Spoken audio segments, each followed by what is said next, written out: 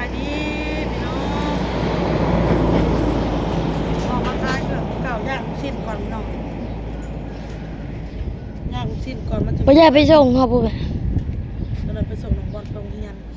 มาแต่สายเจ้าน่ะ มาเข้าโรงเรียน หน้า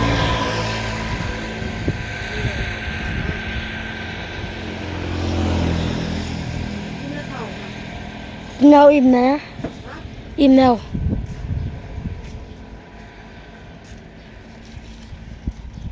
เกิดฟ้าไม่เท่าน้อยมียังไงมาเบิ่งดูลูกใครลูกคือเก่า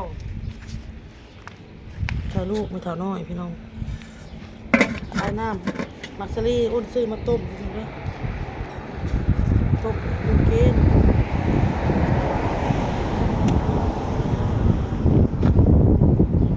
ขายเครื่องคือเก่าพี่น้องเลยเดี๋ยวย่างสิ้นก็สิอุ่นต้มว่านของขายครับ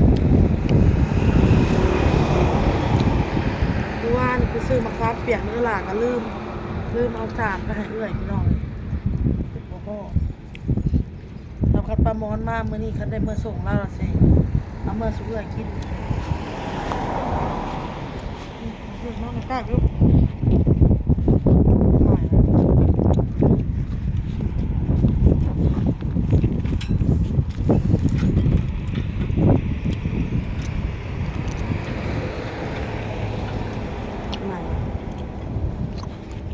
รถแป๊บเดียว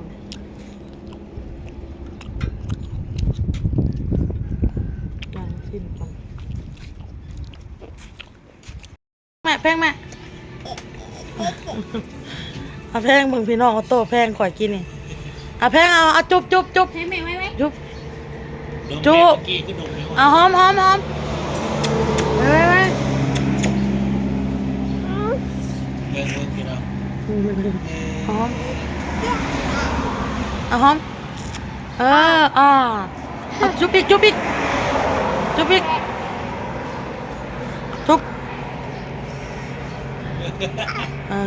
ุ๊บจุ๊บนี่จุ๊บอีก แพงเลยนะเป็นทางสัญชาตญาณ นักเลงใหญ่อ้ายไปโรงเรียนอ้ายพี่น้อง ดมกับเป็น อะไรเป็นเงียบๆหน่อยเผ็ดเนาะ ธรรมดานะอีเมียเขาก็ตามว่านางเล่นกันพี่น้องนี่พี่น้องเขาก็ตามว่านางเล่นนางเป่ากัน คอยตรงเสือสีเหลืองเคยขอได้พี่น้อง เรื่องเลยเพราะเมื่อกี้นี่เพิ่นหอมคักกว่านี่นะโอนเนาะแต่ว่าท้ายกล้องมันเป็นแนวใหม่ เป็นหอมแม่ มันหอมแม่เลยพี่น้องมันหักมันนั่นนะโอ้อ้ายเพิ่นไปเรียนแล้ว บามันจะหอมมันขึ้นพ่อได้เผ็ดปัญญามันบ่ขึ้นพ่อป้ามันบ่สนมันบ่วนน้ามันขึ้นพ่อมันจะหักจากแพงมันก็มาหักมาก แล้ว แพง เขาคิดพ่อคิดนักขึ้นว่านะกูอยู่แล้วพ่อตลอดเนาะก็พ่อมันนี่ทั้งสี่วะ พ่อมันอยากหอมยังไม่หอม มันแปลว่าความสนิทสน คือพ่อมันไปเวียกมื้อเช้านี่มันยังบ่ได้ตื่นซ้ำพอเพ้อมาผันลูกรับแล้ว บางทีลูกพาได้รับบางทีก็ มันแสดงความหักแม่พี่น้องอันเบ้าผมห่างแต่ว่ามันคันในห่างหรอกมันใหญ่หมดแล้วเนาะ บ่าวผมห่างเลย มันกันจะทับเจ้านะทับลูกผมแล้วห่างกันนายใหญ่คือลืออยู่พี่น้องคนที่ใหญ่ เป็นเงียบๆเงาๆเดี๋ยวสิจัดออเดอร์ไปให้พี่ใหญ่พงกับพี่น้อง ผมมีออเดอร์ให้ผมแล้ว บ่มีแล้วจัดให้เอง แสดงความจริงใจเนาะล่ะเนาะแสดงความดีเนาะมาให้ลูกหอมป่ะโอ้ย เอาจะเฮ็ดจะลงลูก โอ้ยหยอกลูก เฮ็ดน้อง แต่ว่าเห็นแม่ท้ายกล้องเราขึ้นแต่นะ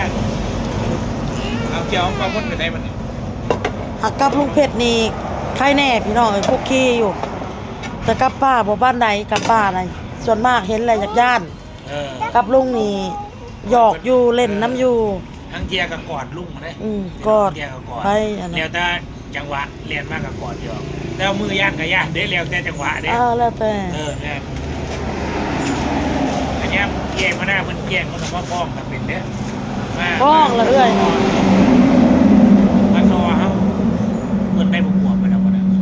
บวบปิดมาแตะเฮือนแล้วมนต์เราสิแกงหน่อไม้หาหน่อไม้แกงเพราะว่าซับมันบ่รู้พี่น้องมาส่งนู่นนี่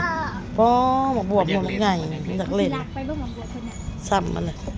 โอ้ยเว้าแล้วก็อย่าว่าแล้วก็เศร้าจัดออเดอร์ไปให้อันพ่อตัวปลาทองปะจัดไปให้ลาวพี่น้องเพราะว่าเครื่องเฮามันบ่ได้ขายเนาะปะไว้ก็แห้งอายุอายะเนาะพี่น้องเนาะไปให้พ่อใหญ่พงกินจึงได้บุญ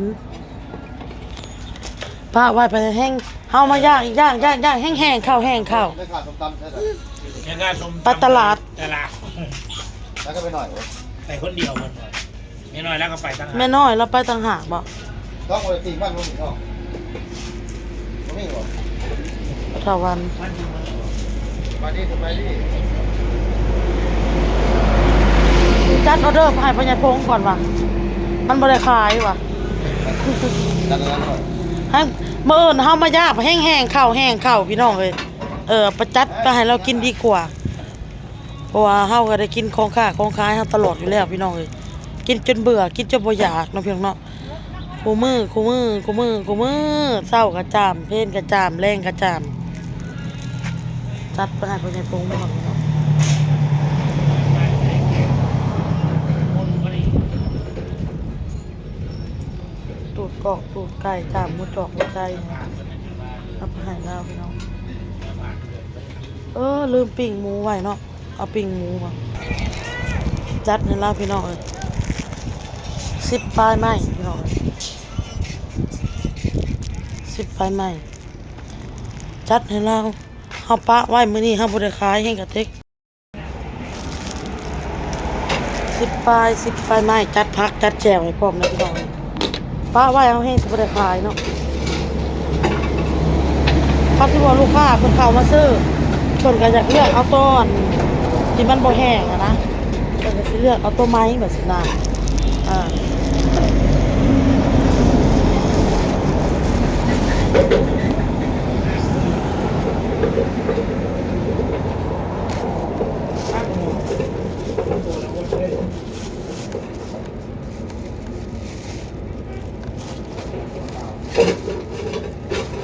ออโต้บ่เฮ็ดของป้าได้ลูกลุงเพชรให้นะลุงเพชร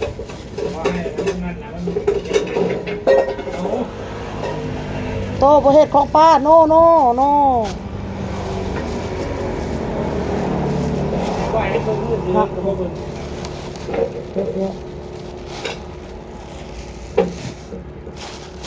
เจียวใส่เจียวน้ำมาเป็นคงเดี๋ยวเอาลงไปให้เราพี่น้องน้าบริคายมือนี่มืออื่นทำมาย่างแห้งได้หนิ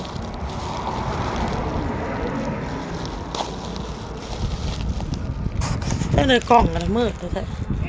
จัดแล้วเรียบร้อยเลยมีแต่เอาลงไปให้ปัญญาพงพี่น้องเลยมัน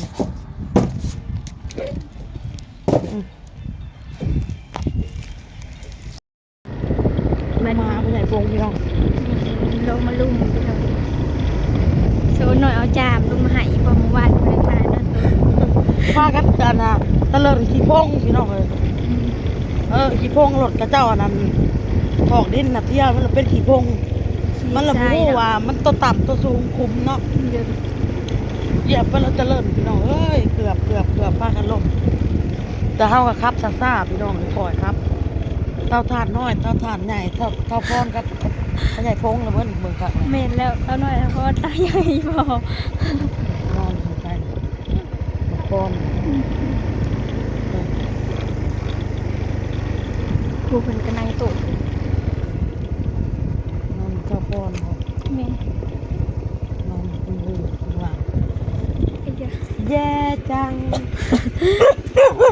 มากับพ่อหมาก็ เอาของกินมาให้